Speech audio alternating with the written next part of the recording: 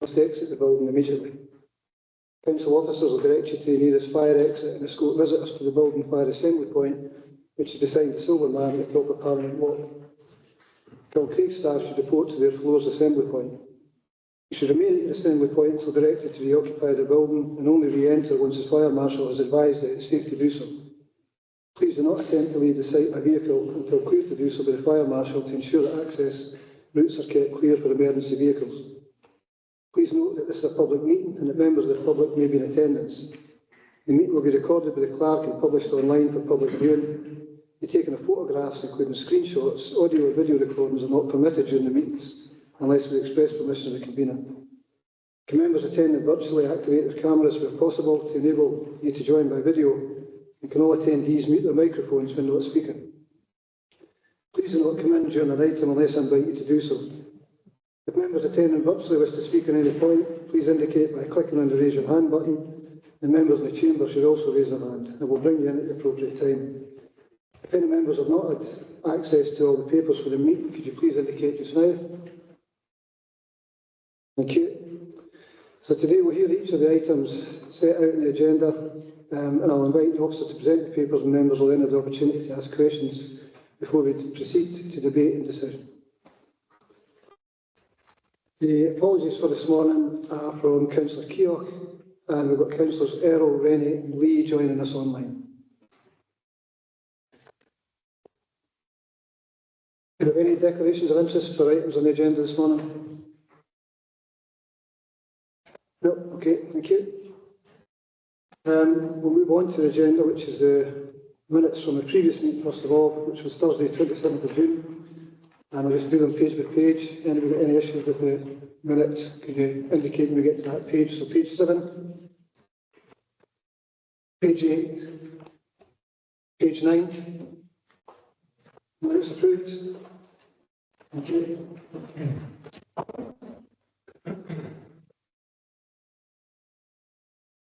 So the first item on the agenda is the Partnership Performance Directorate Business Plan, and Chris will take us through this. Thank you. Thank you, Convener, and good morning, Councillors.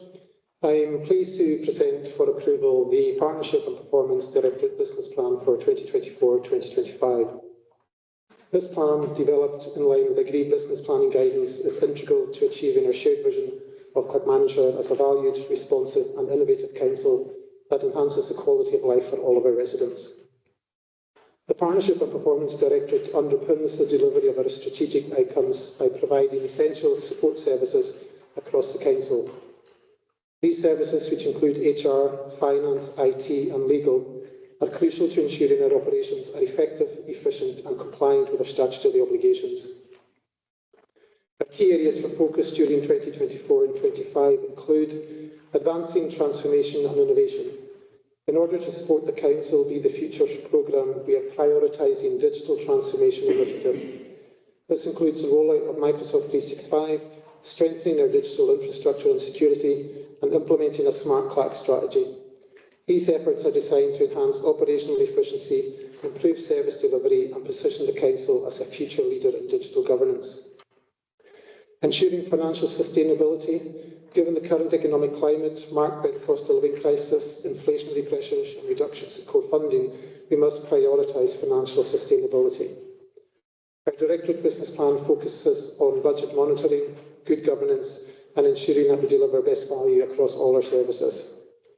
These actions are essential for maintaining the Council's financial health and ability to meet future challenges.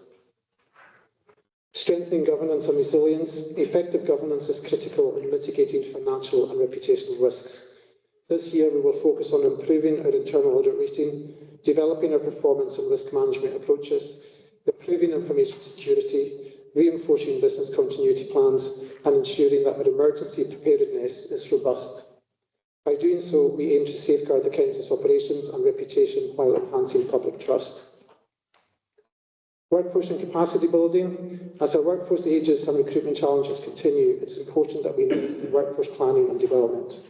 We will focus on building capacity through continued training, career pathways and skills passports, and we will also look at initiatives that further promote staff wellbeing and retention. Ensuring a resilient, motivated and skilled workforce is essential for sustaining high-quality service delivery. Our plan also contains a number of KPIs. Targets have been set to be meaningful and achievable, having considered amongst other data sets, trends from the local government benchmarking framework and Scottish average comparisons. In developing the plan, we have also reduced the number of overall actions, focusing our resources in order to make the plan more manageable and achievable, whilst recognising that while we can plan our own workload and priorities, these can be impacted due to unplanned need or reactionary business from other service directorates. Performance on our plan will be reviewed by the Audit and Scrutiny Committee on a 6-monthly basis.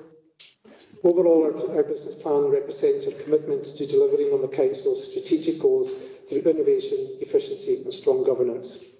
There are two areas where there are a couple of typos. Page 11 refers to figures for 22-23 in relation to turnover and percentage time lost, so we'll update those for 23-24.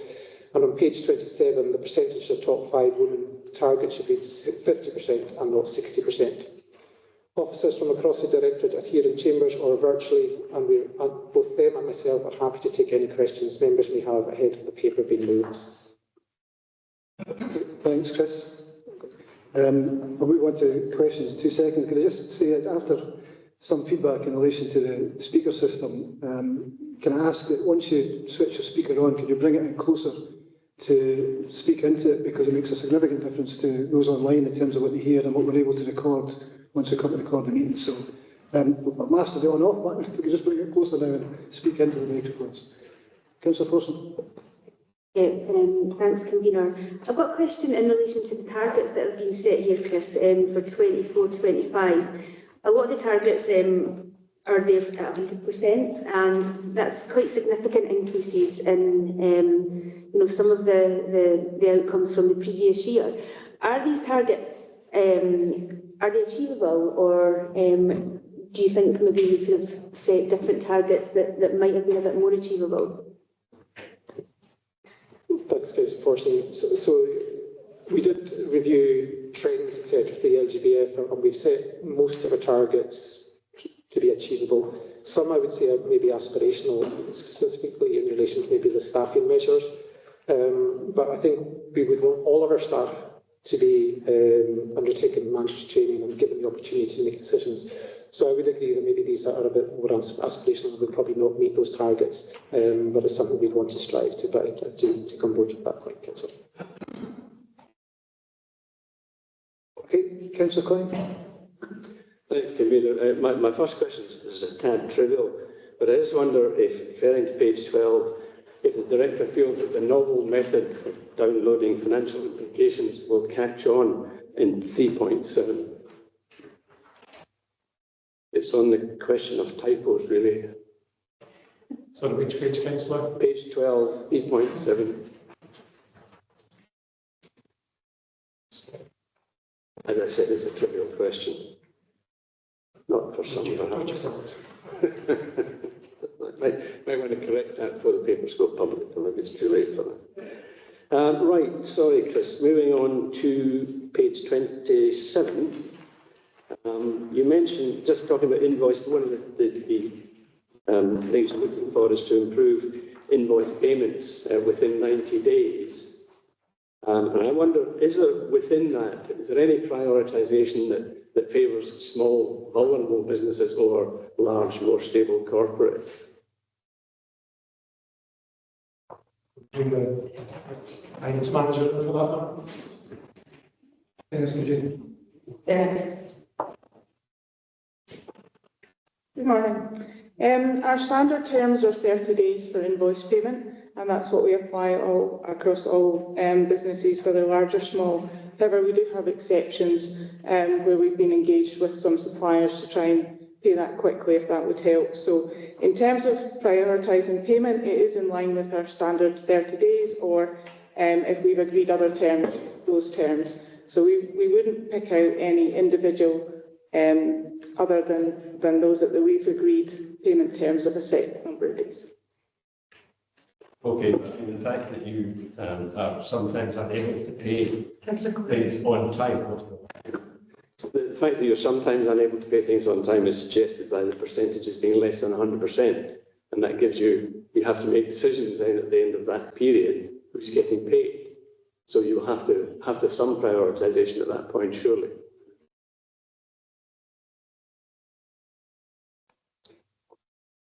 There's no decision as to who we pay at what point.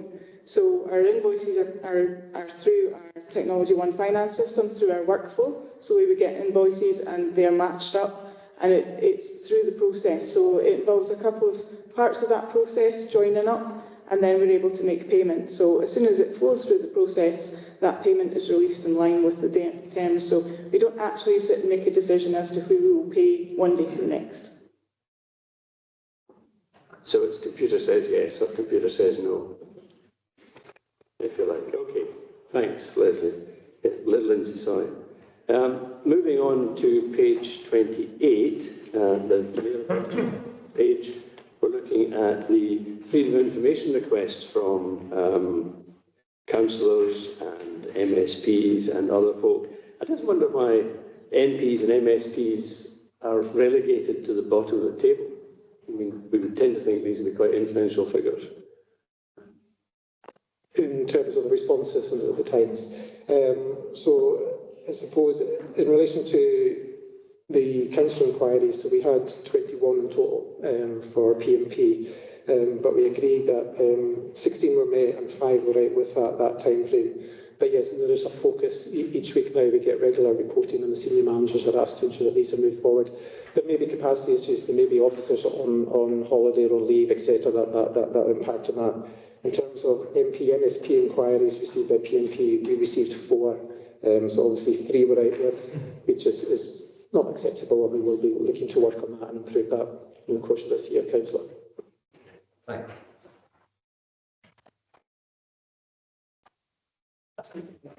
Okay, Councillor McTaggart. Thanks, Convener. Page 27, Chris, the very last one in the table. Gap between average hourly rate of pay for male and female council employees. Could you explain that a wee bit for me, please? Because we're sitting with the first value at 21-22 at 2.1%, and then the target being -1%. I'd imagine that we're working towards all female and male employees being on the same average rate, but the -1 is kind of confusing. Thank you. Thanks, Councillor. So I suppose in terms of what the gender pay gap is, it's an equality measure that shows the difference between the average earnings of women and men.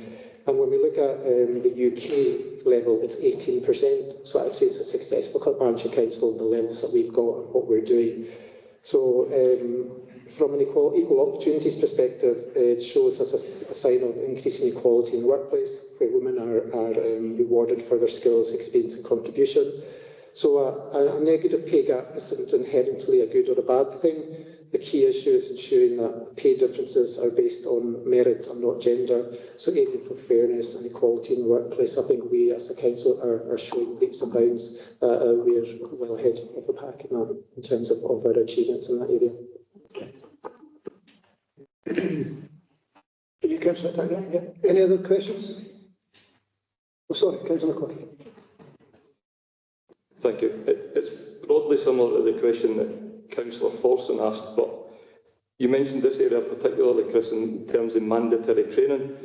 With the figures being so low, are we able to tell us, or any indication as to whether failure to complete mandatory training has a knock-on impact on service delivery? On the specific point of the question, I couldn't advise whether or not it's got any direct impact, but if there are breaches in data, freedom of information, etc., then in terms of performance or data breaches and staff haven't completed those, then yes, it'll have a detrimental impact. We as a directorate this year are working extremely hard in ensuring that all mandatory training is completed. But it may never reach 100%, but you may have staff long-term absence, staff who are on maternity leave, etc. But we are focusing, and the senior managers have focused particularly this year, with this year's launch of it. So my expectation is that there's a significant improvement. Where mandatory training is not undertaken and there's no reasonable reason why it's not been done, then further action will be taken in regards to that. Councillor Martin to follow the fence. Councillor Quinn. On page 20, ensure more of our transactional processes are digitally accessible to our citizens around the clock. What provisions have been made for those that don't have digital access? We're not forgetting these people or, minimising the need there either. I'll maybe bring Sheree in on that one, Sheree. In terms of digital inclusion, I suppose, in their communities to make sure that no one's left behind as we move to a digital access for communities.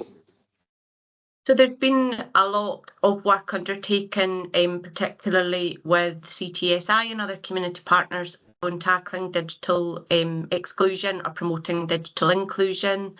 That includes provision of devices through the Connecting Communities programme. So I think information's been brought back to Council previously on the number of devices that's been provided to members of the community, particular hard to reach groups. I'd be happy to share some of that information again through the Connecting Communities programme. We're also looking at we have a Digital Champions programme within Clackmannanshire Council. There is, through the SCBO, a similar programme for communities, and we're in early discussions with CTSI about something similar in terms of communities. CTSI are already doing some work in support of tackling digital exclusion. Through their, they've got a support programme, also some work in distributing some technical kit and some devices as well through communities. So there is work already underway. We would like to improve some of that, particularly as Clackmannanshire Council moves to more, digital services through the customer portal work. So definitely something that we would like to do some more work with as well, working with CTSI.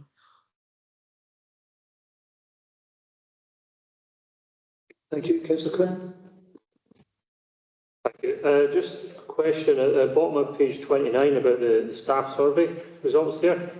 And obviously our target's 100%, I'm assuming that's one of our aspirational targets. But obviously there's quite a gap between some of the responses where we're at now and getting close to that 100%. So, and I love a good staff survey, me, but is there any kind of things, initiatives we're doing, or any things we're doing to address some of these points here, like people are rating quite low in my mind anyway, things like opportunities to make decisions, how they feel valued, how they contribute to our goals. Is there anything we're pushing to try and kind of improve on those figures? Thanks, Councillor. Yes, so as a directorate, I've recently, I'm attending all the team meetings with all the senior managers to engage with staff directly. We're looking at a comms piece within our own directorate to ensure a cascade of comms, that everyone's aware of what's happening, what our business plan is, what our priorities are. So we're working through that. We have a dignity at work policy. We do a lot more promotion around that. So there are things we're looking on to actively ensure that we can improve on these performances. But also, when we put through this year's staff survey, it's increasing the uptake. So we're trying to maximise the uptake, which will also hopefully improve some of these figures for us. But yes, the 100% is aspirational, but I would want all our staff feeling treated with dignity and respect. So that's why it's aspirational, I suppose. Thank you. Okay, thank you. Councillor McTaggart, do you want to come back in? Thanks, Convener. Just on the back of Councillor Martin's question, I'm not sure she got a full answer about people who are not interested in the digital age. I actually had a woman at my surgery yesterday, and that was one of the conversations that we had. She doesn't want a mobile phone, an older woman. She would never consider having a mobile phone. She would never consider taking up any kind of digital training. So I'm just wondering, do we have provisions, as Councillor Martin had suggested, do we have provisions for people who are averse to the digital age and who will never include themselves in it regardless of how much training we put on. Thanks. Apologies, councillor, I hadn't heard that part of the question. So yes, we still provide face-to-face services for our customers and our communities through reception, reopening, and through the contact centre. So I think we would always be mindful of those customers and members of our communities who did not want to access services through a digital means. So yeah, there is continued provision for those people to access council services on a face-to-face basis or through the telephone. Okay, thanks. Councillor Martin, do you want to come back? Yeah, thanks for that, Jane. Also, I mean, what I was thinking about was come budget. Councillor Martin, sorry, could you just bring your microphone in close? Sorry, Secretary. come budget time with consultation documents, you know, the information going out. There are people that are basically cut off. I've often thought, you know, the local shops, you could put leaflets in there just to let them know that things are going on, and because there are people that are just simply, they don't know, you know, so. Okay, thanks. So I think that's not quite a question, it's a follow-up to the answer you've been given. So, yeah. Do we have any other questions? No? Okay, thanks, Chris and Cherie. Councillor Forson to move the paper. Yep, thanks, Convener. Happy to move the paper, which is the P&P business plan for 24-25. I think, as Chris alluded to, P&P is the artery that keeps the business of the council pumping, and therefore the business plan is really focused on the priorities to enable that to happen. As outlined in the paper, digital transformation is a huge priority for the service. Because moving forward, digital is going to be a significant way that we deliver services to our local communities, but I think has been highlighted through questions there. We need to be mindful that there are those who will probably never be able to participate in that area. I think workforce planning is another area that gives significant challenge to the portfolio here. We know that recruitment is an issue, as is retention within the council, so that's an area that we have to be very mindful of. And I think, as Chris outlined, the financial challenges facing the council overall make the running of the service challenging, and to say the least. So I welcome the plan. I think we need to keep an eye on some of the issues raised within there. I do think having 100% targets can be aspirational, but it could also be a bit demotivational if we're unable to meet those. So I think we need to be mindful of that moving forward as well. But overall, happy to propose the paper. Okay, thank you. Councillor Lindsay to second. Thanks, Convener. Yeah, and I would echo the sentiments just outlined by Council Leader.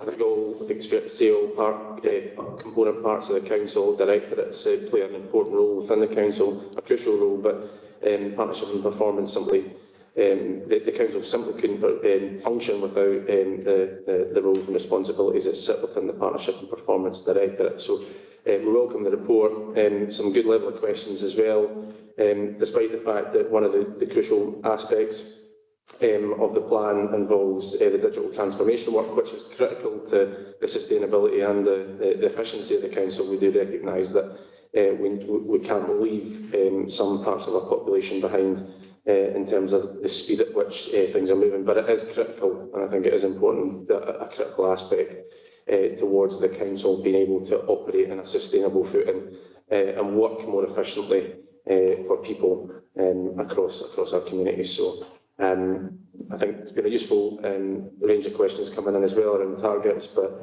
happy to support the paper as presented. Thanks.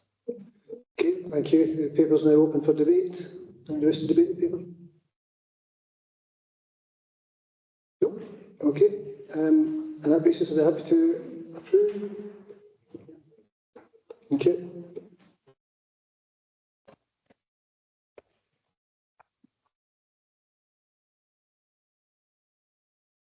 So item 5 on the agenda is the People Community Wellbeing Plan, and Lorraine's going to take us through that. Thank you. Thank you, Convener. Morning, councillors.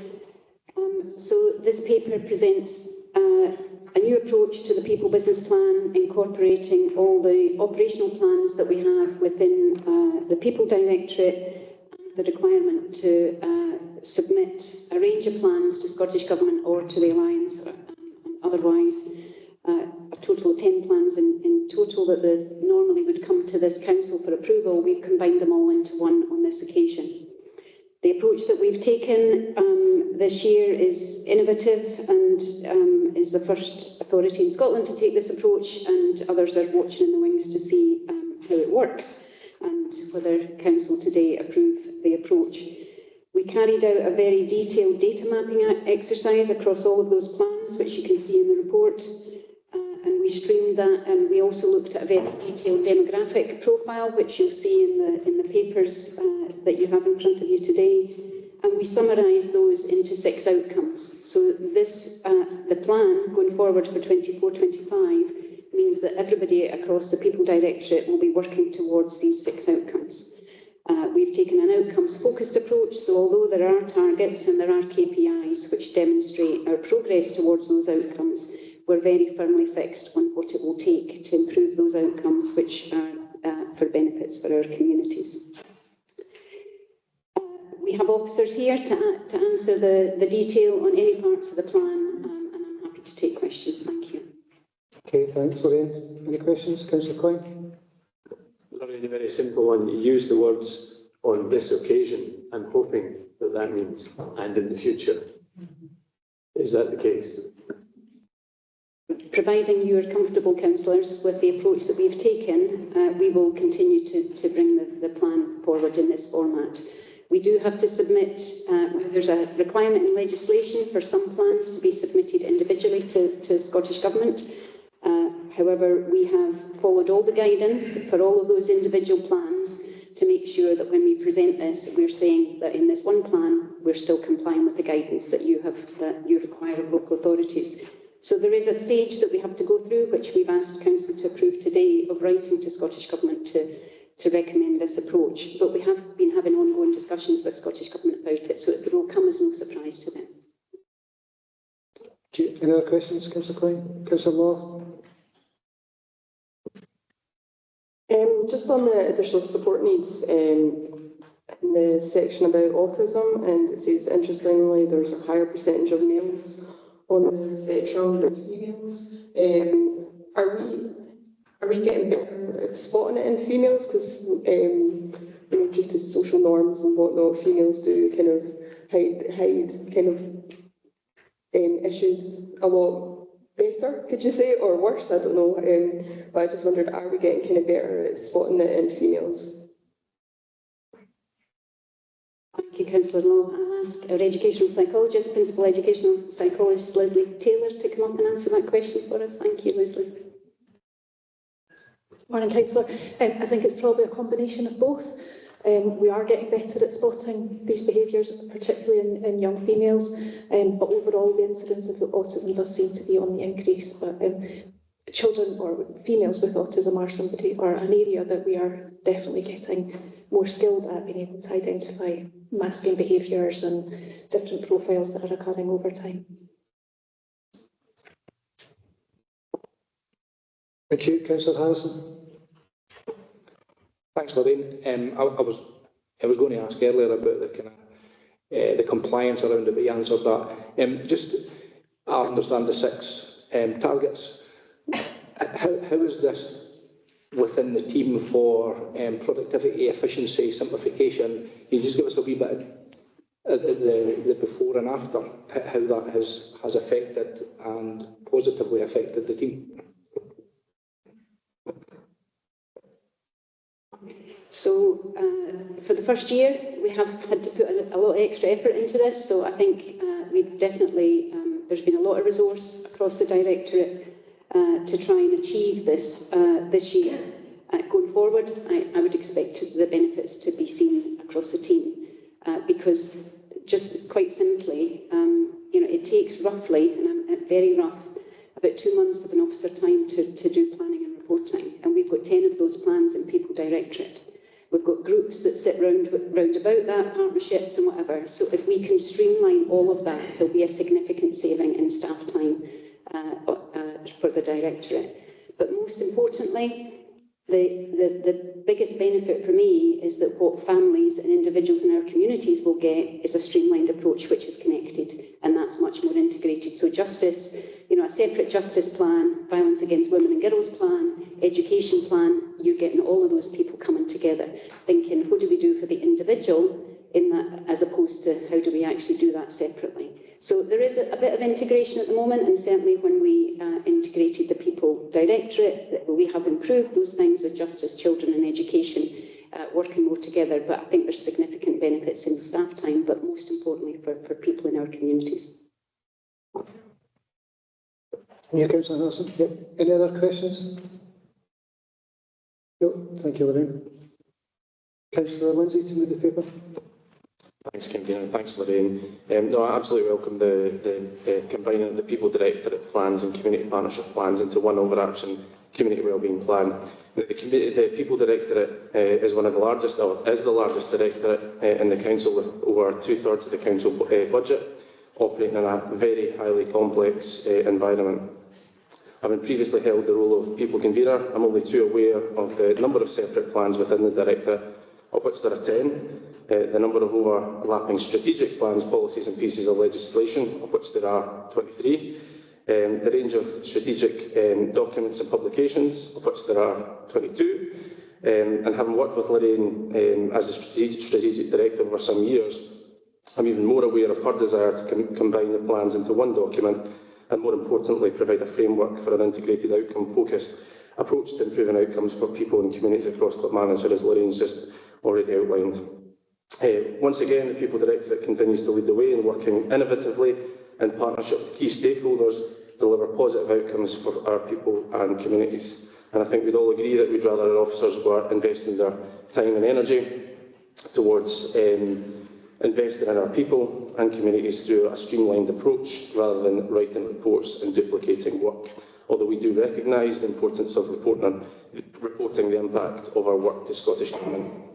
And for those reasons, I'm pleased to propose the paper and the recommendations in terms of the approach to combining all the plans and community partnership plans into the overarching document, focused on the 6 outcomes, but also support the Chief Executive and the Council Leader in writing to the Scottish Government on behalf of the Council, recommending that this approach is considered more widely as a model to reduce bureaucracy and the burden on reporting on local authorities. Now, just my thanks, and it touches on the question that was just asked to Lorraine and the team, as a whole collaborative effort. It's a huge undertaking that no other local authority has taken. Such was the task of doing this. So, I think it is significant. A huge amount of work has gone into it, and hopefully Scottish Government recognise the amount and volume of work that not only our local authority, but other local authorities and other officers have to put into this work. So, thank you, and happy to propose. Okay, thank you. Councillor Hamilton to second. Thanks, Convener. Absolutely happy to second. There's probably not much more I can add to what Councillor Lindsay has already said. I think, as always, the People Director are innovative in how they do things and move forward. And this is another example. Supporting constituents is best in a whole systems approach. And this also does support our outcomes for people in Clackmannanshire, so I'm happy to second. Thank you. The paper's open now for debate. Councillor Forson. Yeah, I mean, I'm happy to support this paper. It's come after a fair bit of work between the services overall. One of the issues that was raised some time ago was the bureaucracy and the time it took on reporting all of these different kind of outcomes, etc., to the Scottish Government. And they pushed back on us and said, well, be a bit innovative. So we are being innovative here. We've streamlined the process down to one plan, I think has been outlined, which delivers better outcomes for our communities. So I'll certainly be pushing the point to the Scottish Government should they be, giving us any pushback in relation to this new approach. As has been said, other areas are looking to see the reception this gets, and I would fully imagine that other areas will look to implement something similar. I would say though that we shouldn't be forgetting all the data that's contained within this report, and I think one of the things that's come across to me is instead of these reports coming separately to the council where we probably ask questions on the individual issues, it's all contained within that one report, and there's been very little scrutiny across the chamber today about the data contained within that report. So that might be one thing that might get pushed back on. So I would just encourage everybody to, yep, it is one report, but there's a lot of information in there, and it's our jobs to get underneath that information and ask any of the questions in relation to that. So please bear that in mind moving forward. But I think it is a good report and a good approach as well, and it's something that we should be quite proud of. Thank you. Thank you. Councillor Martin, to be followed by Councillor McTaggart. Yeah, I would agree with what you're saying as well. It is a huge report. I think it's a big step forward. It will be a go-to resource, and it will help the public at all levels in a number of ways. And it will help the person who, and you know, the lay person who wants information, they'll be able to find it much easier, and they'll be able to hold council services to account and say, you should be doing this, why aren't you? So no, it's what we're, I didn't want to make your head big, but it's what we've come to expect in terms of innovation, and I'll bet that other local authorities are watching, because everybody, I would say most local authorities, are hugely challenged with capacity issues just now. So, you know, bureaucracy-wise, it will lift. You know, it will lift the burden of it. And then you can concentrate on what's really important. You know, protecting our individuals and families. So, yeah, I would totally agree. Thanks. Thank you. Councillor McTaggart. Thanks, Convener. I would just like to echo what's already been said. It's an excellent report. Thanks to the service for this. And also, it gets under the skin the things that are really important in Clackmannanshire because it's based on outcomes. So we want to see the right outcomes for the people in Clackmannanshire under the services that we deliver. So therefore, this report should give us a more accurate way of defining whether we're meeting our outcomes or not. There's one stark figure that really jumps out to me, and it's really, really quite sad. 1,645 children were living in poverty in working families. That is a massive figure when you think that people are going out to work and their children are still living in poverty. It's really quite scary. And I'm just wondering, through this report or through the outcomes-based system that we're using, how do we actually tackle that? That is just a massive figure to start with, just for working people. It's awful for all children living in poverty, but to think that working families aren't able to look after their children properly, it's just awful. It just makes me so angry. Thanks, Convener. Okay, thank you. Councillor Coyne. Thanks, Convener. Yeah, first of all, compliments on the innovation. Obviously, it's a way of doing things that we have to think more about. Budgets shrink, we've got to become more efficient, and this is, I think, a gold standard example of one way of approaching that. To pick up on Councillor Forson's point about the interrogation of the document, I think, I mean, I'm usually, as you know, Convener, quite vocal when it comes to the report. I tried to read everything, but I was simply defeated this time by sheer volume. And I think that's a big problem. I haven't had the opportunity to properly digest this report, and there's a massive amount of information in it. There's little nuggets like Councillor McTaggart's just mentioned. There's plenty more of those that need to be looked at. But we need time to do that. However, I'm a great supporter of the paper and of the moves that have been taken here, but please have mercy on us. Listen, I think the first point you made, I don't think anybody in the chamber would disagree with your contribution in terms of the debates that you have and the scrutiny of the papers that go on for yourself, Councillor Coyne. So I think that's a given. In terms of the agenda itself, I think we were extremely conscious there was a lot of papers that were on this agenda for coming back from the recess. Actually, it was a lot more than that. We had to trim it back to try and prioritise, to try and get it to a more manageable size to give people the opportunity to scrutinise the papers properly. So it was much bigger than this at first iteration. So I take the point on board, and we do need to make sure you have time to properly scrutinise the papers. Any other comments on the debate? No, Councillor Lindsay, do you want the opportunity to sum up? No. Okay, so what we've been asked to do is to, first of all, approve the plan and to note the approach to combine the People Directorate plans, community partnership plans into one overarching community wellbeing plan. And to also agree that the Chief Executive and Council leader write to Scottish Government on behalf of the Council, recommending that this approach is considered more widely as a model to reduce bureaucracy and burden of reporting on local authorities. Are we happy to approve the paper? Okay, thank you.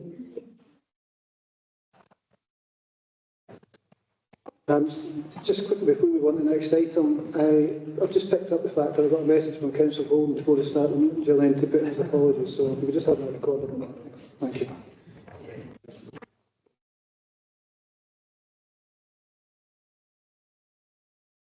Item 6 is polling districts and polling places review. Everyone's going to take a seat this morning. Thank you, Convener, and good morning, councillors. The polling districts and polling places review has now been completed, and the paper is presented and asking council to agree to the recommendations contained in Appendix 2. Consultation closed on the 26th of April, and the final analysis is contained within the report. And if agreed, the polling districts and polling places will be agreed for the next 5 years. Council are also asked to note the previous decision to delegate the authority to the Chief Executive, following consultation with all councillors in the affected ward, should any changes to the polling scheme become necessary before the next review. The next formal review takes place between October 2028 and January 2030. The statutory review undertaken was to ensure disabled access is suitable, buildings are still available, and to look at other buildings in the area and confirm the suitability of the buildings for use as a polling place. 23 submissions were received in the second consultation, and all but 2 of the buildings currently in use were deemed as suitable as a polling place. The 2 buildings of concern are St Serve's Church Hall, Tullibody, where concerns were raised about traffic congestion and parking on polling day, and St John Vianney's Church Hall, Alba. They had comments about insufficient lighting and disabled access issues. It is recommended that we continue to use both buildings, and in respect of St Serve's, the election team will liaise with Police Scotland and the Council's Roads Department ahead of the next election in respect of potential enforcement which might be required on polling day regarding the parking. And we will have a survey of the in-person voters at St John Vianney's regarding their opinion of the suitability. We conducted a survey at the recent UK parliamentary general election, and it resulted in 1 positive opinion and no negative opinions. During the visit, the election team had no concerns about the disabled access. No responses were received in relation to the polling districts or to the UK parliamentary general election boundary changes. I'm happy to take any questions members may have. Okay, thanks, Stephen. Councillor Forson. Yeah, thanks, Convener. I think I raised this question when the paper came up the first time around, and I suppose it's in relation to Forest Mill. The removal of the polling station at Forest Mill and the requirement to vote at Clackmannan will impact on people who live in the Forest Mill community, particularly in light of the kind of poor public transport. So I wonder what consideration was given to providing an alternative for Forest Mill, and in the lack of an alternative being based in the community, is there anything the council can do to promote and encourage the use of postal votes, just to ensure that as many people as possible from that community can continue to work and vote even? Yes, when the building was no longer available because it's reverted to a private house, there was no other building in the community that was suitable. We contacted all the voters and explained to them how they could do postal voting. And we now have, there's about 200 electors there, and there's 100 who use postal voting, and the other 100 or so come into Clackmannan. I spoke to several people I happen to know in the community, and they were happy to come to Clackmannan. So what we can do before the next election is we can send out more information to that one community to push postal voting, or to ask them if they require any assistance to vote. Thank you. Councillor Quinn. Thanks. Can I just ask a quick question just to make sure I understand here? So on page 104 and 105, you've got an AC 477, that's people that currently go to St Mungo's Church, will move to Old People's Welfare. So that's currently the polling district that covers kind of around the town centre. They'll be moving into the Old People's Welfare. And then on bottom page 104, we have people who are going to the Baptist Church in Alloa will be going to St Mungo's Hall instead. So are we shuffling them around to make that clear? So people currently go to the Baptist Church will go to St Mungo's Church, and then people in St Mungo's Church will be moved in with people in the Old People's Welfare Hall. Is that correct? Yes. Yes. Brilliant. Good stuff. Just want to make sure. Okay, thank you. Councillor Coyne. That was my question, DP. Any other questions? No? Okay, thanks, Ian. Councillor Balsillie to move the paper. Thanks, Chair. Pardon me. I'd like to move the recommendation that we delegate further discussion on this to the Chief Executive and Returning Officer. That the next review won't happen until after the next local government election in 2028, and the main areas that were highlighted, St John Vianney's Hall, for instance. I was a little bit surprised to see that. That was, I know that polling station very well. I can only think it relates to residents accessing the property from the rear, because there's a reasonably good disability ramp at the front of the polling station or the hall, and indeed the lightings are pretty good. But as Evelyn's highlighted, there will be a sort of consultation on that during the next elections. We've already, the leader of the council highlighted the closure of the Forest Mill polling station in favour of Clackmannan Town Hall, and indeed the highlights in relation to people moving to the Roman Catholic St Mungo's. The only other change was in relation to Sauchie Hall and our proposals for the future of that and potential changes. But all of these will be discussed with the Chief Executive and local members, so I move the paper. Thank you. Councillor Law to second the paper. Just like to formally second it. Thank you. Okay, thank you. Paper's open for debate. Anybody wish to debate? No. So council have been asked to agree the recommendations that are contained in Appendix 2 and to note the recommendation that council notes its previous decision to delegate authority to the Chief Executive following consultation with all councillors in the affected ward to approve any changes to the scheme which become necessary before the next formal review. The next formal review will take place during the period of October 2028 and January 2030. Happy to approve? Thank you. Item 7 is period future update, replacement social work management information system, and Lorraine will take us through this this morning. Thank you. This report provides a progress report on the procurement of a replacement social work IT system, and it seeks approval from Council for the necessary next steps.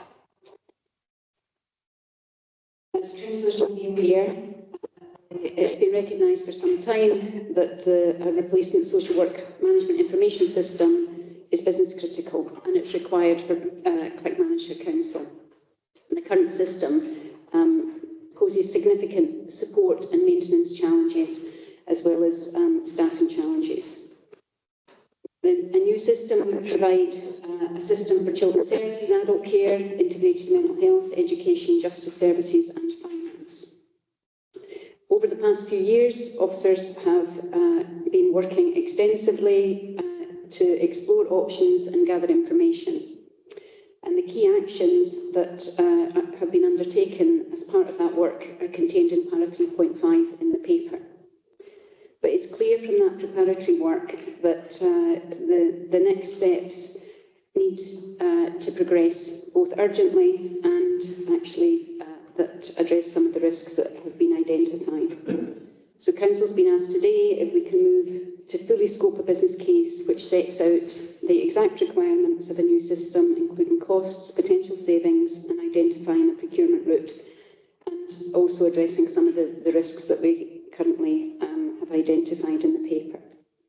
To do that, we're asking Council today to approve additional budget to get the work underway, and then we will come back to Council with a full business case which will detail out costs of a new system, including implementation and maintenance going forward. We currently have allocated a budget previously of 191,514, which was previously approved from the Transformation Fund under delegation, but we have identified that we need an additional 324,246 to supplement that fund. Given the extensive funds required at this stage and then the potential for a further request to Council, we're asking for your approval for that today. Thank you. Okay, thanks, Lorraine. People's open now to questions. Councillor Forson. Thanks, Convener. And Lorraine, you'll probably be ready for some of my questions here. I have asked these questions before the paper came out. However, I'm conscious of the auditor's kind of views that whilst we can ask questions in private, it's important that we also ask them in public too. So this is a significant amount of funding, Lorraine, and in the context of the challenges that we are facing as a council, I think it's important that we're transparent on kind of the reasons for spending this. So there have been questions put to us previously from the unions, and I think we've asked them ourselves about why we can't just develop this system in-house. Why do we need to spend the significant amount on external consultants? So I wonder if you could just address that one to begin with. Certainly, Councillor Forson. So, as I mentioned, for a number of years now, we've been trying to get to the point where we had this work to a satisfactory conclusion so that we could move to procurement. And one of the main reasons that we've been unable to do that is lack of capacity and skill and expertise to pull it all together into one place. We just don't have that level of expertise and capacity within a small council like Clackmannanshire. We worked in partnership with Stirling Council previously and put a lot of effort into that too, but we just couldn't get it to the stage. And I'm being very honest about that with Council today. We don't have the capacity and the expertise within this council to take this forward, and that's my assessment of the situation. Given the size of the council, would we expect to have that capacity and expertise within the teams? Not without taking people off their current jobs, which means leaving a gap and leaving a gap in terms of expertise and experience. So this requires people to be on this full time for a number of months. To be able to pull that preparatory work together to allow us to move on, to be able to go out to the market really well informed. So I think in a council of this size, but even in some of the bigger councils, what has happened from our intelligence gathering is that they've had to take people off their full-time jobs, put them onto this full-time, and we just don't have the ability to do that. It means moving people around and not being able to replace them, and then having to try and... We did try and go out to the market to get project managers, to go out to agency, and we've been unsuccessful to get the right skill set to come in on an individual basis to back up some of those posts that would be required. I hope that answers your question. Yep, on that. So moving on, it's my frustration that in a country the size of Scotland, we have 32 local authorities who have 32 different systems, and they all cost a lot of money. I know that there is work has been undertaken in the past through Digital Office Scotland, but have they been able to identify any solutions that would see us be able to kind of move towards a single system or working in partnership with another local authority to deliver the solutions that we need here? Short answer is no. Fiona Colligan, who previously held the post of Director for Transformation when she was here on fixed term, had extensive discussions with Digital Office. She worked really closely. No, they could not come up with a solution. And myself and Stuart Crickmore met with Digital Office on a couple of occasions as well. So we didn't get any solutions from Digital Office, despite those attempts to reach out to them to support us. Part of the reason for that is that every local authority operates their systems differently, have different interaction between their finance system and various other systems that are at a different stage in terms of digital transformation. So we didn't get a solution where there was one size fits all for Scotland, and we didn't get a solution where there was one size in any other local authority, which was easy for us to piggyback onto. As I mentioned, we did try with Stirling, and for various reasons that didn't work. We did have discussions with Falkirk as well, and they were at a different stage, so it wasn't possible to jump onto that one either. So we have explored that fully. Before we move on, I think the Chief Executive's going to contribute to that. Thank you, Convener. I was just going to ask, the leader's well aware of the role that I hold as national sponsor for the Digital to Be State. I suppose, in short, the answer is not yet, but we're working on it nationally. So as part of the work that I was involved in with a number of chief execs, we're looking at the future delivery models for local government, including the Digital to Be State. So that will include exactly the sort of issues that the leaders raised there about, where councils are able to share a system, and jointly develop that. But obviously we won't be able to get there from where we are just now to that to be state in one leap. Quite a complicated picture. Can I come in on that, just off the back of that answer? What would be the risk to the council then of waiting for that work to take place so that we were able to kind of, piggyback and benefit from it all? I think at the moment there's a really significant risk in terms of service delivery. We've been waiting a long time for this system. As Lorraine has outlined, there have been various frustrated attempts to get that over the line. We know we've currently got the mental health inspection going on. I am sure that it will be raised as part of the findings of that inspection about the management information system and so on. So all the time that we are not addressing the immediate issue, we've got a number of issues operationally in terms of our ability to manage our information as best as we possibly can. Okay, thank you. I've got several of you who have indicated want to ask questions here. So it's Councillor Quinn to be followed by Councillor Coyne. Thank you. I've got a few hopefully quick questions. So in 2.2, it references paragraph 3.11. There is no paragraph 3.11. Is that a typo, and is it meant to be 3.10? It's meant to... Apologies, Councillor, it's a typo. I haven't spotted that, so it's meant to be 3.10, yes. Excellent, thanks. So, given that this is quite a lot of money and it's quite different, so what's happened between us agreeing 190,000 to now us needing 500,000+ pounds for this? What's changed in between those times? So the original request was to bring in a 2-year post to try and take forward the piece of work in terms of project management. So that's why that original amount was much less. We were unsuccessful in being able to do that. Nobody came forward. We went internal, external, and to agency in terms of, so that was what that money was for originally. However, in the course of re-looking at what is required, partly because we couldn't secure that resource, it's also been very clear that we need a range of skills to move this on at pace. We need a range of skills, an intensive team to take this forward quite quickly. So it's not just as simple as just one person being able to do that. That would take much longer, even if they did have the skill set. So it's clear that we need a team, and that's why the additional money is to bring in a team of people to move this on quickly and effectively to the point where we can go to procurement and reduce those risks for the council. Okay, thank you.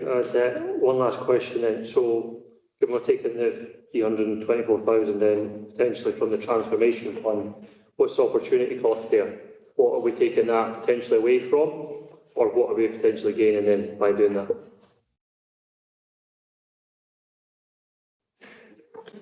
Thanks, Councillor. So the Transformation Fund is an earmark reserve. If you recall, councils delegated a proportion of that to me, but I agree spend on that in consultation with the Be the Future Board. So there have been various individual projects from our transformation priorities that have been agreed by council have been financed through that. This would come from the unallocated portion of that money.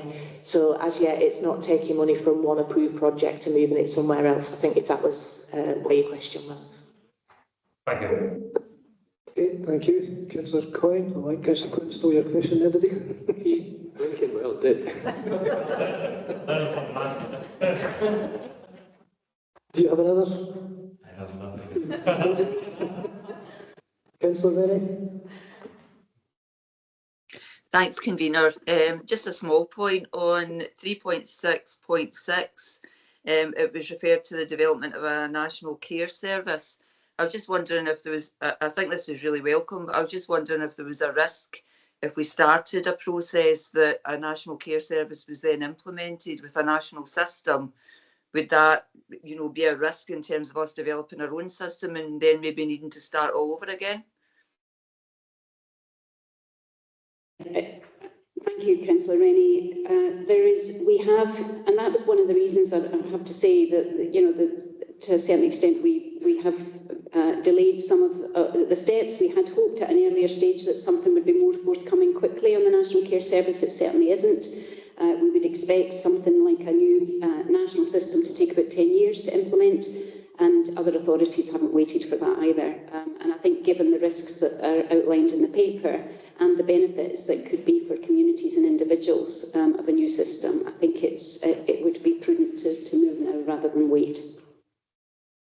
Would it be something with the new consultants that came in to look at it that would be flagged up to them that they should maybe look at a system that would, you know, anticipating what might happen with a national care system? Would that be part of their remit and their brief really to consider that going forward? Absolutely. We would want them to look backwards and to look forwards in terms of what lies ahead, particularly in relation to the Health and Social Care Partnership. I know you and Murray's on the line, as well as Sharon Robertson here, but we're very mindful of the need to keep in step with that national development and with the local developments around HSCP too. So that would be part of the brief, yeah. Thanks very much. Thank you. Councillor McTaggart, to be followed by Councillor Martin. Thanks, convener. What risks are posed to us and to the people that we serve if we choose not to do this, Lorraine? What are the options available to us if this was to be refused today, and what risks would it place on us if that was the case? Thank you. Thanks, Councillor McTaggart. I'll answer briefly and then perhaps ask you and Sharon to add if they think there's anything that they would want to add to what I've got to say. But the current system, particularly with the move to MS365, is going to be our only legacy system that sits on some of the older computer systems. And increasingly we have less people able to maintain those older systems, and as we shift over to the newer MS365 and the digital transformation.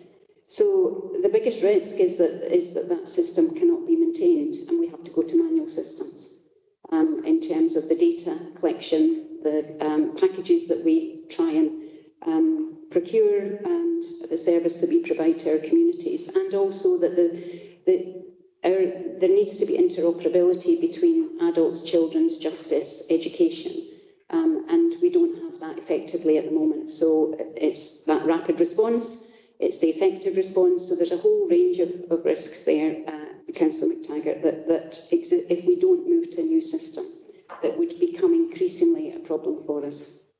I don't know, you and Sharon, if there's anything you would want to add to that.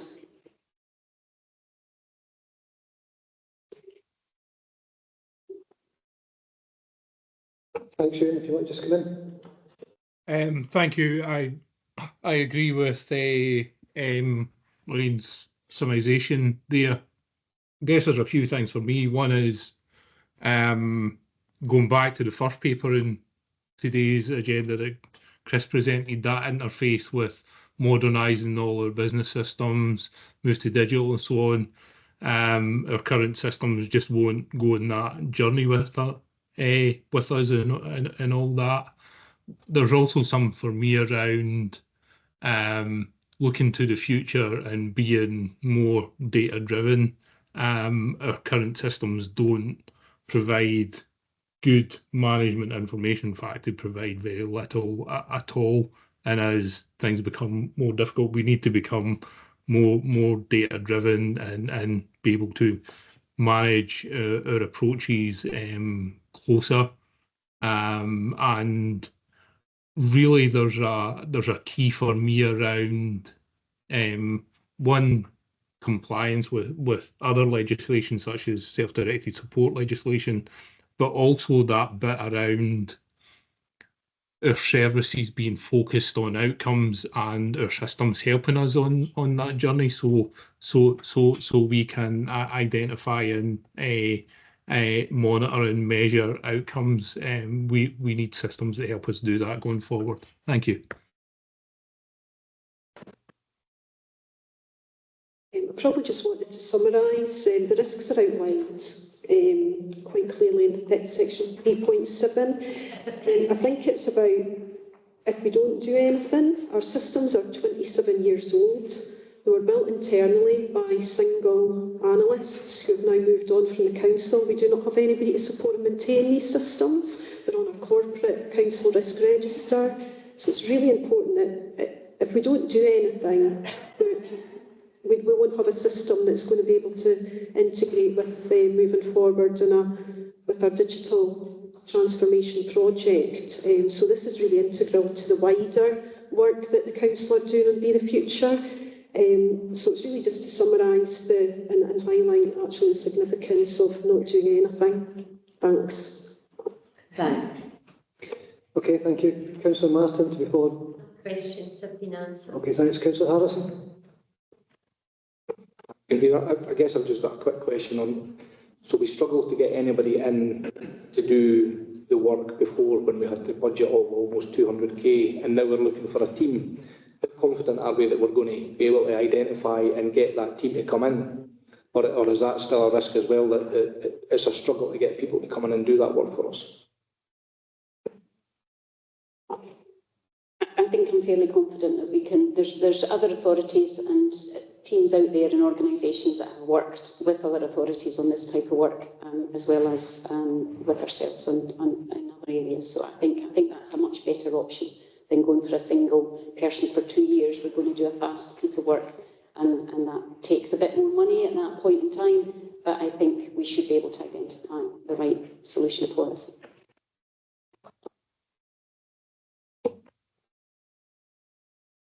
Okay, thank you. Councillor Rennie, do you want to come back in? Yeah, thanks, Convener. Just a very quick question, Lorraine. In terms of just thinking about my previous work, access to records. I mean, I'm presuming the hard copy records will still be maintained in case MD was to access their records, their social work records from way back, and it might just be two different systems, or will that all be digitised as well and kept on, like maybe scanned in and kept in a digital system?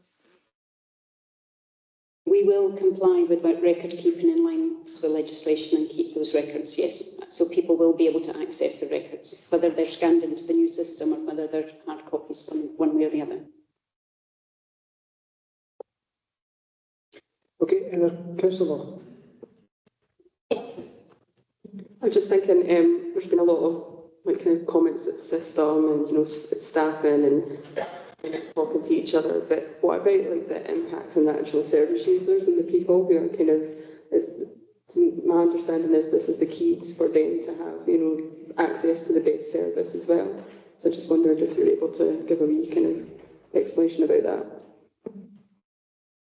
Yeah, I think it was mentioned previously about the risks that in terms of that negative bit that what they wouldn't get. So absolutely, what we're trying to do is get the best possible service for our communities and being able to respond, to issue invoices, to procure SDS packages and whatever. So I think there are significant benefits of us having a much more efficient, up-to-date system for our communities, and people will see the benefit of that, Councillor Vaughan. Okay, any other questions? Well, I think given the ask of the paper and the significance and importance of it, it's always going to generate a lot of questions, and I'm glad to see that that's happened this morning. I think it's been really useful before we get to the next part of this, so thanks very much for your contributions to that. Councillor Hamilton to move the paper. Thanks, Convener. I'd like to propose this paper to request an additional £324,246 from the Transformation Fund, giving in total £515,760 to progress an invitation to tender. As it clearly sets out, it is without doubt we need a new social work system, and to continue with our current system longer term would put a risk to the Council from reputational, financial and of course importantly, impact outcomes for our constituents. And I'm sure that the staff who have to navigate the current system on a day-to-day basis would also be in agreement. We also need to look at learning reviews undertaken and the external reviews that cited the social work system and issues and move forward. As the paper sets out, extensive analysis work has been carried out prior to look at options including joint procurement with other councils, looking to see if an off-the-shelf purchase was possible, ascertaining if an in-house project manager could get us to identifying and procuring a system, and ultimately coming to the conclusion from this work that to ensure we have a system that can migrate from the current system and best meets the needs of the services identified in 3.4, that we require to go out to invitation to tender to allow a business case to come back to council and seek approval for a system that will meet the needs of Clackmannanshire Council. We will also have a clear understanding whether this will be capital or revenue funding to allow us to find a way forward. I would like to propose the paper. Thank you. Councillor Forson to second. Yep, I will second the paper. I'm not going to say I'm happy to second it because it's a significant amount of money for the council to commit to, and I think it needs to be noted that this is not actually procuring the system itself. This is just us getting to a point to identify the type of system that we need, and that it meets, you know, all our needs. It's a necessity. I think the questions around the table have been well answered today, explaining exactly what the necessity is and why we must do this. It still, however, is I think, a difficult decision to take. Systems are quite abstract, aren't they? They're kind of out there, and when they're working well and everything's going fine, we probably just take them for granted. But if the risks that have been identified today were to come to fruition, we would soon see some significant negative impacts, not on only the reputation of the council, but also on the service delivery to our local population. So I think that we do need to approve this funding today. It's from the Transformation Fund. It's exactly what the Transformation Fund has been set up to do, to enable kind of swift, decisive action to be taken to ensure the council is fit for the purpose and fit for the future. So for those reasons, I agree with the recommendations, and I would hope that everyone else would do so today too. Thank you. Thank you. The paper is now open for debate. We've got Councillor Rennie. Followed with Councillor Benny. Yeah, thanks, Convener. I was really glad to see this moving forward. Actually, I know, as others have said, it's a significant amount of money, but I think the risk is also really significant, and I think it's really important. And I alluded in that in one of my questions, where, you know, across the country, there have been so many sort of records lost for people who have been looking back to have learned things about their past. And I think it's absolutely vital that we have really fit-for-purpose systems to ensure that moving forward, for people, they're able to access their records if they need to, that everything's, you know, when we've got sort of reviews done by regulators, that we've got the systems there that we can work with really quickly. So I think it's absolutely essential, and I think although it is a lot of money, it's too substantial a risk really not to move forward with this. So I'm happy to support the paper. Thank you. Councillor Bennett, before the Councillor Martin. Thanks, Chair. Yeah, I agree with Councillor Forson on the fact that it's a huge amount of work, and I was very pleased when we had a kind of pre-meeting to thrash out some of it before coming to council. I think we need to do that with a lot of these papers. Actually, there's so much information in them that just to have the one meeting at the council is not doing it justice. But yeah, I think in this case we don't have an option. We have to do it. Otherwise, then we just have to get back to pen and paper and go round the houses, which would be crazy. So yeah, it has to be done. It's a lot of money, as Councillor Forson said. It's quite staggering. but if we're not going to do this, then it's going to cost even more. Thank you. Okay, thank you. Councillor Martin, to be followed by Councillor Quinn. Yeah, the intent to actually do this has been around for many years now, and it's always been kind of put to the side because other priorities have sort of raced ahead. But I think we've reached a point now where we can't afford to not to do it. The impact, lack of integration and connectedness, and that's just one aspect. It could have huge implications for the public. So yeah, I would, and I'll just say the future-proof element, that definitely has to be there. I mean, we don't know what's going to happen with the National Care Service. It's been a long and winding road as well, but there needs to be the capacity to deal with that, because it might be many years before one national service is developed. So yeah, I would definitely back this. It's been a case I've made to amend up to now, so time to go forward, I think. Okay, thank you, Councillor Quinn, to be followed by Councillor McCluskey. Thank you. Absolutely hate how slow things move in this with technology. Give you one example. The only bill I get in the post is my council tax bill every year, and I think that's been the case probably for the best part of a decade or more now. It's like that's how out of date the council is in terms of technology, how behind we are. The systems we use as councillors, some of them are, you all know what they're like. They're really, really outdated, really kind of clunky and slow and difficult to use. And so I'm glad to see that we're making progress and we're moving forward. But I mean, even in the paper, it says there's a single point of failure. There's one expert maintaining this. With difficulty retaining and recruiting staff to work on such an outdated system. It's like, I'm disappointed that we're at a stage where we've got to this point. But, I'm glad we're kind of pushing forward now.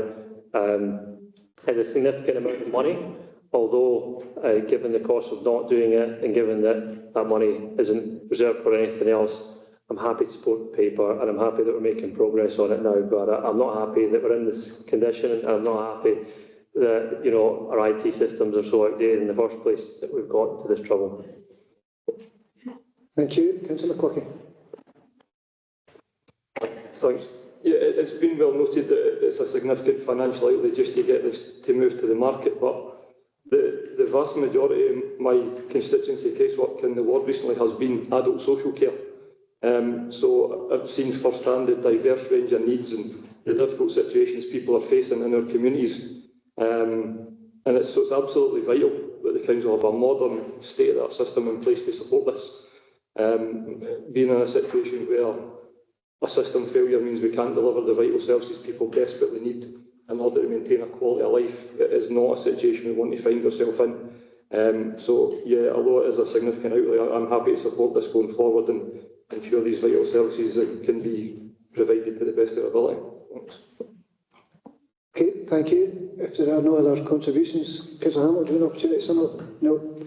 Okay, so the paper's asking Council to approve an additional £324,246 from the Transformation Fund for the purpose of enabling the Council to move forward and progress to the invitation to tender stage, which will thereafter inform procurement of the replacement social work IT system. We're also asked to note the detailed preparatory analysis work undertaken by officers over previous years, which is captured in paragraph C637, and a business case will be brought back to Council setting out the additional financial implications for the procurement, implementation and maintenance of the replacement system. Funding was required to be approved by Council prior to the procurement proceeding. I'm happy to approve the paper on that basis. Thank you.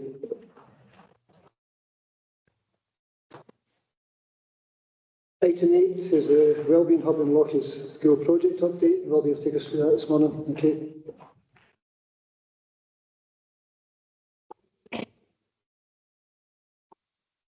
Thank you, Convener, and good morning, councillors. I'm pleased to present this paper which provides an update on the Wellbeing Hub and Lockie's School Project. The project has reached another significant milestone as we move to REBA Stage 4, technical design, having concluded the primary spatial coordination design activities in REBA Stage 3. Further updates on programme, including an update on the planning approval timeline, will be brought back to Council in October. The paper provides an update on the community benefits associated with the project as requested by Council. Robertson Construction, as main contractor, has been tasked with delivering a range of benefits to the people of Clackmannanshire, both during the construction phase and beyond. These include areas such as local employment, work placements, education and learning programmes, which in turn will benefit individuals and communities. The social and local economic value, the SLEB, as referred to in the paper, has been estimated at 27,621,000, which is 42% of the contract value. A collaborative working group led by HubCo, or Hub East Central, and including officers from various departments across the Council and of course Robertson's Construction, has been established to implement and monitor the community benefits associated with the project. As articulated in the report, a number of community benefit activities are already underway. However, it should be noted that the majority of the opportunities will be implemented following contract finalisation in 2025. I'm happy to take any questions on the report. Thank you. Thanks, Robbie. Councillor Forson. Yeah, thanks. I've got a number of questions relating directly to the report, but I think the overall wellbeing hub. I'm interested in the work that's been done between Robertson's and Forth Valley College about the Skills Academy. What work has been done to ensure that our young people will be able to access the courses related to here? Because I'm very conscious that right now these courses are not delivered in Clackmannanshire's campus of the college. They're delivered either in Falkirk or Stirling. And as we know, there are huge accessibility issues for young people from Clackmannanshire to access these campuses. So bearing in mind that the community benefits are supposed to be for the people of Clackmannanshire, how can we ensure that the courses are either delivered locally or that our young people can access them? Thanks, Councillor Forson. I'm joined by Ross McGuire, who's our team leader, who's been working closely with the college and on the Skills Academy project. I think to answer the question, and probably on a number of fronts, there are areas that once this development kicks off, particularly around construction, and then when we actually implement the facility, the conversations with Forth Valley College have been about how do we ensure that college and expand the college through the offer, through the Wellbeing Hub, can help to engage their students, bring more students back to Alloa and actually have some of these types of activities delivered from the college. I think you're right, even things like sports development isn't delivered locally, but once we have a Wellbeing Hub, we know there's going to be a big demand. We also have to build a workforce towards delivering that, so it's local young people working within the facility. All of that will come as we develop the facility. We always need the facilities to be able to deliver it. So that's part of the conversations that are ongoing. But I'll hand over to Ross, who might have more to add on that. Thank you, Councillor. The Robertson's Construction Group have engaged with 2 of the 3 academies so far in Alva and Alloa Academy. Lawrence Hill Academy is also being approached with it as well. We've had various discussions with the college of how we connect the college programme to the pupils within those schools to make sure the Skills Academy is appropriate for them. A large part of that is preparing them for the pre-qualification courses that the college provide in Alloa and the Alloa campus.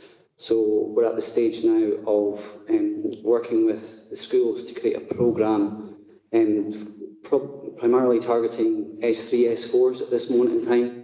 So they've got a pathway into the college programme for the future.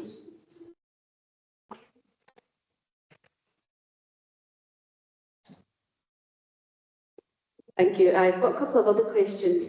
As you mentioned, the full planning application has now been submitted for consideration, and that's not for the council here to consider. But it has generated a lot of kind of chat and comment within the community, and I know that there's been some information kind of put out there about the location and the alternative other potential location that could have been chosen. I'm just wondering, just kind of in the public domain, is it possible for you just to confirm to me the application that's going forward and the proposal that's going forward, could that have been delivered as it is on the old Leisure Bowl site? Thanks, Councillor Forson. I think it's a really good question. I think it's a question that's, as you say, is coming up quite a lot.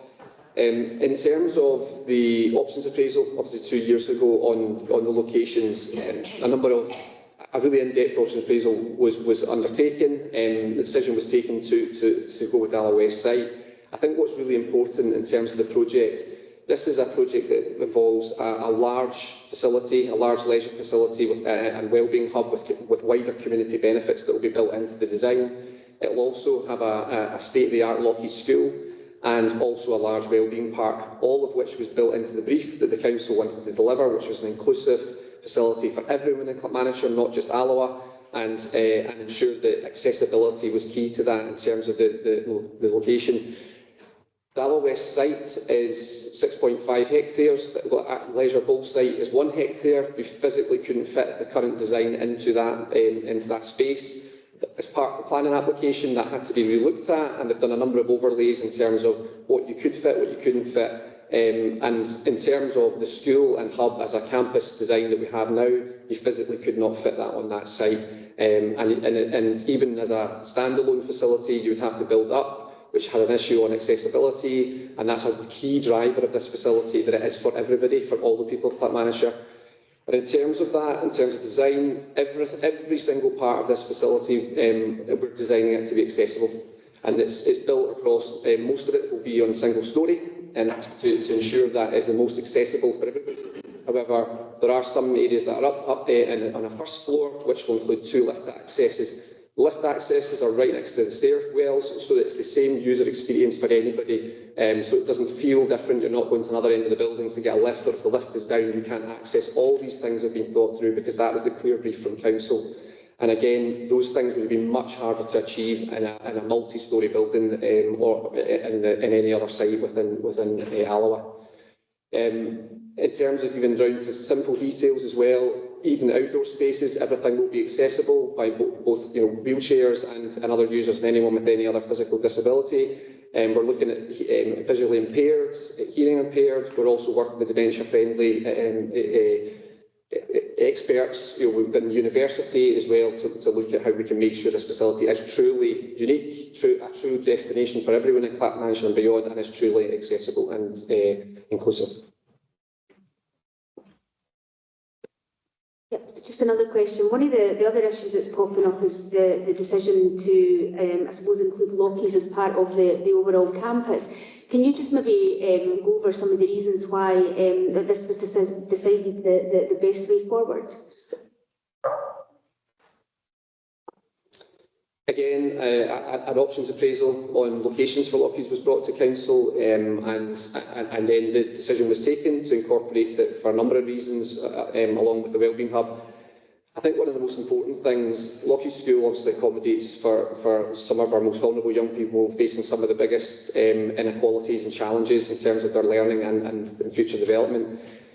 By co-locating this as a campus facility, not only will they get the best wraparound, the best education and best support within the school day and during their school years, but they will also be able to access all of the facilities, fully accessible facilities within the wellbeing hub, without having to go outside, without having to go on buses, without having to do anything that potentially will take time, be hugely challenging and distressful as well in a number of circumstances.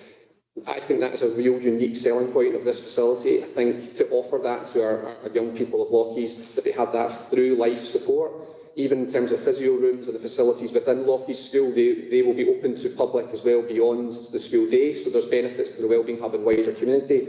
But again, if you're getting hydrotherapy treatment or physiotherapy treatment or support, those rooms and the people you'll be working with will be the same when you're in school, whether you're out of school and beyond into the rest of your life.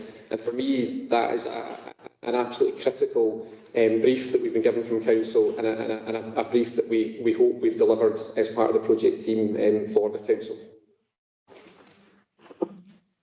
Any other questions? No? Okay, thank you, Robbie. Councillor Harrison to move the paper. Thanks, Convener. I'm pleased to be able to move this update paper today, and I am actually heartened by the fact that the project has now moved on further to the stage where the planning application has actually been submitted. The paper highlights the community benefits of the project, and it's important that when delivering a project of this scale and cost that we do ensure that doing so during the construction phase there is benefits to the local community through employment and education programmes. I know that the team have been working hard to ensure that these are in place, and it's good to see that Robertsons have already started to engage with 2 of our local academies and are looking at suitable dates for the other one as the curriculum allows. Further education has been mentioned, and the opportunities are there, are also being examined with the potential for a link with Forth Valley College to utilise the existing facilities and courses. Local businesses and suppliers will also have the opportunity to be involved in the project, with one engagement session already taking place and another one planned. I'd like to go back to the planning before I finish. The external focus of this project has mostly been on the Wellbeing Hub as the planning process is in place for public consultation and debate. But the project is more than the Wellbeing Hub, as has been outlined just a couple of minutes ago. There is also the Lochies School, which is a much needed new facility for our young learners with the most complex additional support needs. The project objectives at the very start were that the Wellbeing Hub and Lochies School would complement each other by being interlinked, both as a construction project, but also by being inclusive, welcoming, accessible facilities for all. The decision taken by Council to build in the pavilion site at the west end of Alloa allows that to happen, the project to be built to that brief. No other site would allow that to happen, and as we go through the design phases for the project, I am more confident than ever that we've made absolutely the correct decision to build at the pavilion site. Happy to move the paper. Thank you. Councillor Lindsay to second. Thanks. And just to reinforce, it's an absolute no-brainer for me based on what Councillor Harrison's outlined, and it's always been a no-brainer with that thinking in mind in terms of, and I think Robbie's outline in terms of the sheer size and scale of the site compared to the previous site, 6 hectares circa to 1 hectare. I mean, it speaks volumes, speaks for itself in terms of what we're trying to achieve.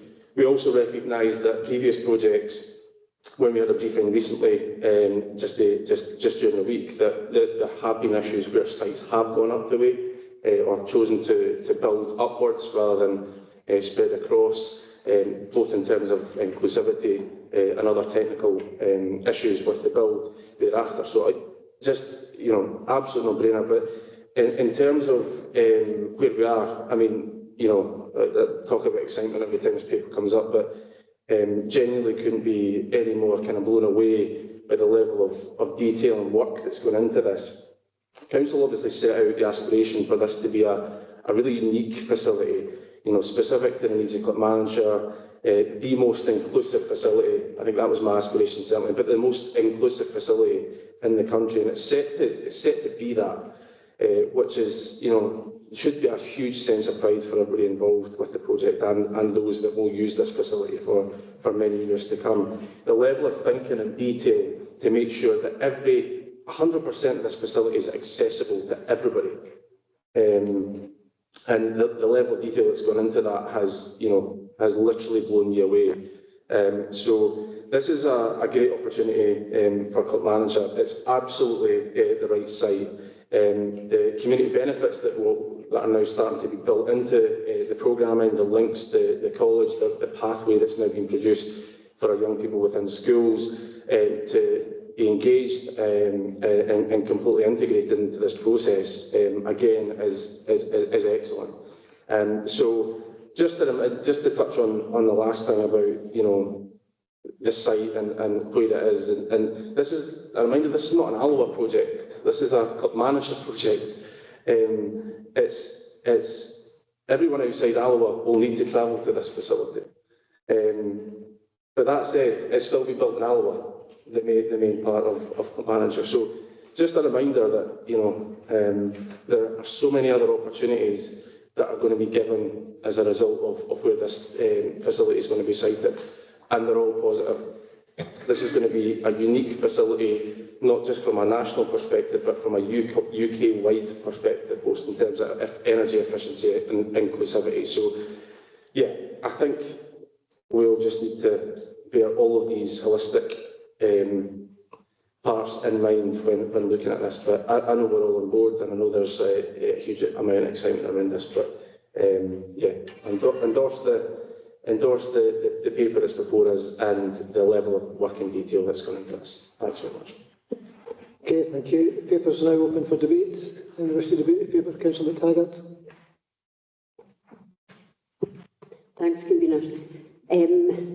Just as excited as the other councillors who spoke before me, this is a development that will be a trademark of Clackmannanshire, to look at the opportunities presented to us and to go for the most excellent opportunities. One thing that maybe wasn't emphasised earlier was that the open spaces around the hub and some of the social spaces within the hub will also be accessible to anybody, accessible to people with wheelchairs, with mobility needs, that can be used as a social space, a space where they can engage with other people where otherwise they might not have that opportunity. So they don't have to go to the hub to swim or to use any equipment or to cost them any money. They can just go there to socialise. And that is massive as far as I'm concerned, because right now there's very little opportunities of that nature in Clackmannanshire. And to offer people that opportunity, I think, is an excellent element of this development. Thanks, Convener. Thank you. Councillor Coyne. Thanks, Convener. I don't dissent from anything that's been said by the proposer, seconder and other supporters. My pebble in the pond would be, the interesting part of this for me is that Alloa is the transport hub, centre of Alloa is transport hub for bus and rail. And that, I think, is going to be a determining factor of success here. If we ensure that the transport links to the hub are adequate for that, I think that's got to be a major part of planning. I'm sure it is, but I'm just making the point that that to me is the only fly in the ointment, is the transport hub idea, but I'm sure that will be covered. Okay, thank you. Any other contributions to the debate? Councillor Ross. Okay, so the paper simply asks us to note the key programme updates including the progress of the project through the stage 4 technical design and the community benefits plan, which are laid out between 3.4 to 3.9. I'm happy to note the paper. Thank you.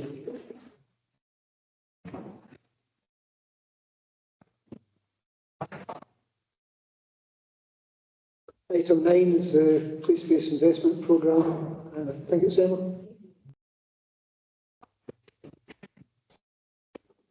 Thanks, Convener, and good morning, members. This report updates members on activity around the Council's place-based investment programme. It provides an update on the Scottish Government's latest position on the fund and puts forward proposals for approval for the current year 2024-25. Last year, the Council was allocated £310,000 of PBIF, and the Council approved 4 projects, which are set out in paragraph 3.6. All of these are complete, with the exception of the cycling facilities in Clackmannan, which is experiencing some delays currently. The Scottish Government recently informed all local authorities that due to funding challenges, the amount of PBIF that local authorities can access is limited to up to 50% of their original allocation. For Clackmannanshire, this equates to £155,000. And this is available only for projects that are already underway and need this capital funding to complete. In addition, a bid has to be made to the Scottish Government for this, unlike previous years where it was more of a straightforward allocation. The 2024-25 proposed projects are set out in detail at paragraphs 3.8 to 3.14 of the report and are the Forth Bank Food Growing and Renewable Energy Project and Socket Hall repairs. Happy to take any questions. Okay, thanks, Emma. Do we have any questions? Councillor Paulson? Yes, sorry. Councillor Coyne. I'm quite sure how to respond to that. Flattered as I am. Emma, yeah, the maximum amount that can be spent, if I'm reading this correctly, is 155,000. In 3.6, there are 4 headings mentioned. 3 of them are priced, 1 is not.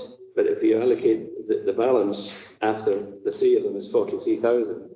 I don't know if that's the budget for improving paths and parks, etc., but it happens to exactly match the figure in 3.10.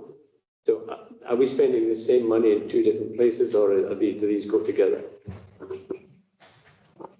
I knew you would pick that up. I was reading my paper there. This is referring to the 310 we got last year. I was just updating members on progress with last year's projects. There is a missing figure there, so apologies for that. So that should read Carsbridge Cultural Campus 88, the Mary Strait Active Travel Orientation Improvements 85, and improvements to paths and around Telekutcher Primary School 100, and new cycling facilities at Clackmannanshire, and that adds up to about £283,000, and then we had a 10% contingency, which then takes us up to 310. So apologies for those omissions. But that's last year's funding. This year's funding is reduced by half, it's 155,000.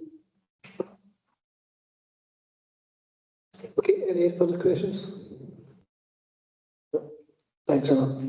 Councillor Forson to move the paper. Yep, thanks, Convener. I'm happy to move the paper.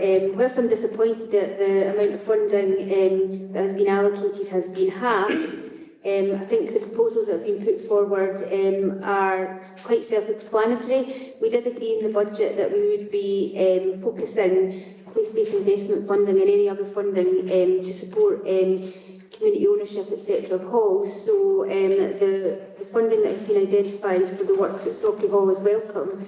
The other project identified is the Porthbank Renewable Energy and Food Growing Project. That's quite a significant innovative project in Clackmannanshire. We have received significant funding in relation to that in the past, and in partnership with Stirling University, the work on this is progressing. Although the funding that's been allocated here is quite crucial to ensure that the project moves at pace and that we actually start to see the benefits of that.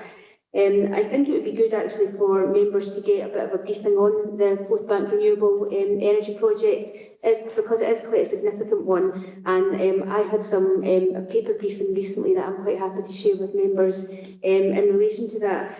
The funding conditions that have been put to us from the government is that this year's funding shouldn't be on any new projects, it should be on existing projects and ensuring that projects are able to move towards completion, and the proposals outlined there are do exactly that. So, yeah, happy to propose. Thank you. Councillor Law to second. Thanks. Just as Councillor Forson said, you know, obviously it's less money than we would usually get, and we're still going to have to kind of bid for this as well.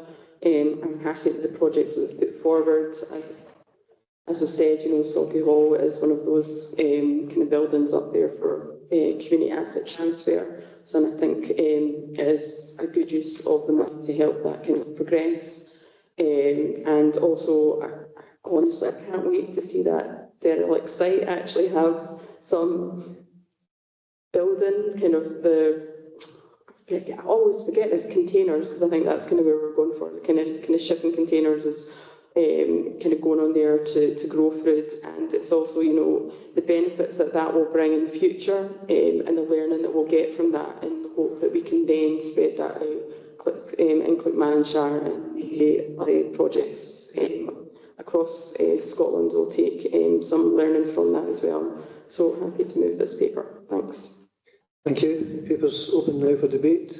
Any wish to debate? No. Okay, so the paper asks us to note the approach the Scottish Government's taken in terms of the place-based investment programme for 24-25, to approve that a bid is submitted to Scottish Government's Place-Based Investment Fund 24-25 for two key projects, repairs to Socky Hall and the Porthbank Renewable Energy and Food Growing Project. Also, the authorisation of a flexible approach to delivering the projects in this paper so that underspends on one project can be allocated to an overspend or added value to other elements, other projects. Sorry. I'm happy to approve. Thank you.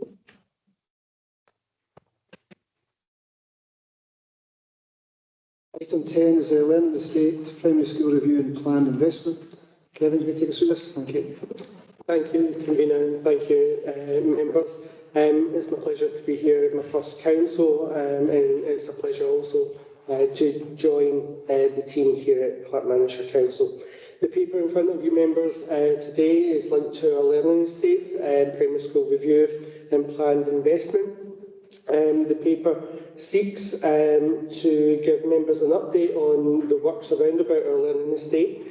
Some of the assessments that has been undertaken identify a string of work that is required within our primary estate over the next 10 years. But if I can draw members' attention to paragraph 3.6, which indicates that there are 5 particular establishments that we wish to prioritise in terms of investment and linked to their conditioning and to upgrade those particular facilities.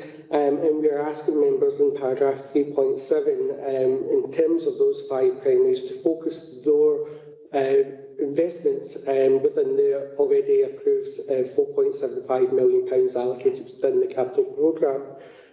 These works will attune to the figure of 2.832 million, and further details detailing the works that is required. The individual breakdowns are contained within the appendix to the report. I would like to assure members that we will work closely within the Police Directorate with colleagues within people and particularly education to programme those works and to make sure that we have as minimal of impact on any of our schools in that sense in terms of the delivery, and that we will look to undertake tendering work within the first quarter of 2025. We will aim to bring a further report to Council early linked to the setting of the capital programme budget in terms of future works linked to the learning estate. Members, I'm happy to answer any questions should you wish. Okay, thanks Kevin, and apologies, I should have welcomed you to your first meeting. Do we have any questions for Kevin? Councillor Lee? Thanks, Chair. You answered my question about minimising disruption to learning, so I'm glad to hear that. But my second question was just about contingency budgets, because you're talking about undertaking work, particularly around sort of flat roofs, etc. There's a plethora of things you could come across when undertaking those investigations and those works that could potentially throw up major issues that would need additional funding. Are we building that in, or will that come back to Council at a appropriate time when it would be identified, if at all identified, during the investigation of works? Thank you, Chair. In terms of that question, Councillor Lee, their budget that is allocated is the sums that we assess at this moment in time in terms of requirements. There is further money within the capital budget that is already allocated and approved for the school estate that would be able to be tapped into that. But surely if there is going to be any extensive works that is determined as a result of those investigations and assessments, we will come back to Council. Okay, thank you very much. Thank you. Any further questions? No, I'm going easy on you for your first one, I think. Thank you. Thank you. Councillor Lindsay to move the paper. Thanks, Convener, and welcome, Kevin. So, as spokesperson for education, I welcome the report coming forward to Council, as this is a level of detail information in relation to the condition of our school buildings that the administration and I have been looking for since the commission of the independent condition survey of the entire Clackmannanshire primary school learning estate in 2021. And just to reassure Council as well, myself and Councillor McTaggart, including other members of administration, do meet monthly as a part of a joint conveners meeting, which we have had in place for a number of years now to ensure that we have full oversight on the learning estate, any development-driven needs and otherwise needs within the learning estate that we are regularly fed back on. So this obviously detail is welcome, but we are well briefed on the state of our learning estate. Now, using this report, officers have now identified 5 schools as outlined: Alba, Bankery, Muckerts and Serves India Park to be prioritised for capital investment over the next 3 years. And the investment will cost in the region of 2.8 million, from the previously approved £4.7 million capital investment programme. It will ensure that the schools are maintained in a good state of repair in line with Scottish Government's assessment criteria and contribute towards the Council's commitment to achieving net zero. I think at this stage I would like to reassure the associated school communities, of which I'm part of one, that these schools are safe and will continue to provide excellent learning environments for young people and staff. And once approved by Council, hopefully approved by Council today, we'll work closely, property and education colleagues will work closely to prioritise and coordinate next steps with the aim to minimise any disruption that these works may cause. And elected members, as outlined by Kevin, will be updated as we go forward with any issues raised coming back to Council.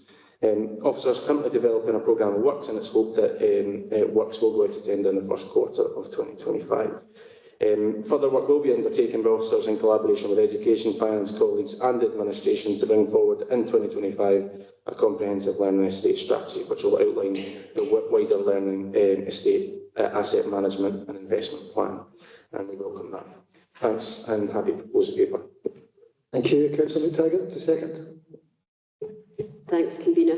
I'd just like to thank the officers and everybody concerned for providing this comprehensive report on the condition of our school estate, and as Councillor Lindsay has suggested, we've been involved in that throughout. I'm pleased to see that we have a plan of action from that to ensure that our school estate meets the standards that we all expect and meets the needs of our learners now and in the future. I'm happy to second this paper. Thank you. Thank you. Paper's open for debate. Any wish to debate any further? Councillor Law. I was just going to say, my son's just started primary one in one of these schools, so I'm sure if there is any disruption, we'll definitely be hearing about it, because they can't, a 5-year-old will tell you how it is, so that feedback will be given. But I just thought it's important, as Councillor Lindsay said, you know, that we are councillors and we do have families here, so we are kind of well aware of kind of things that go on in the schools, and it's not that, you know, our children aren't in these environments. I think that's also really important, because I think sometimes people think that, you know, as councillors, we aren't kind of involved in the communities and we don't know what's going on, but, you know, we are affected by services as well. So I just wanted to say that. Thanks. Thank you. Any other contributions, Councillor McCluskey? Thanks, Convener. Yeah, just a quick one as well. I was happy to see this paper come forward, and that 2 of the 5 schools are in the ward that Graham and I are both members for. I'm sure the staff and the pupils of those schools, given the age of both of them, will be particularly happy to see this going forward. And again, like Fiona said, my youngest daughter attends one of the schools as well, so it's nice to see that there's going to be a future there for the school, and I'm sure that the staff and current people will take great comfort for that. It is a big financial outlay, but one that's absolutely vital, especially within Tillabuddy, because there's the new campus there that serves the other 2 primary schools. So with St Serves and Banky being older buildings, it is really vital that this work's carried out to maintain the schools for the future. Thank you. Thank you. Councillor Lee. No, my camera's disappeared. Apologies. Yeah, no, it was just to add pretty much to what's been said already, really, that it's good to see that we're investing in our school estate. The schools in question, they're looking awfully tired. So this investment is well overdue. And I'm just heartened by obviously the commitment to dealing with the issues that are occurring at these schools, and obviously rectifying those issues with minimal to no disruption to the learning, as I know all of these schools are very busy for their fairs and hives of activity. So I'm glad to see this paper coming to council, and I'm happy to support it. Any other contributions? Councillor Lindsay, do you want to sum up? No. Okay, so Councillor been asked to note the position of the current learning estate conditions survey and assessments, to agree to the prioritised works and planned capital expenditure detailed within Appendix 1 and the 5 primary schools, and note that a further report will be presented to Council early in 2025 in conjunction with the Council's budget setting arrangements to give an update on the wider learning estate investment requirements as part of the 25-26 capital budget process. Happy to approve. Yeah. Thank you. We're going to have a short adjournment now for 10 minutes. We'll be back for 22. Thank you.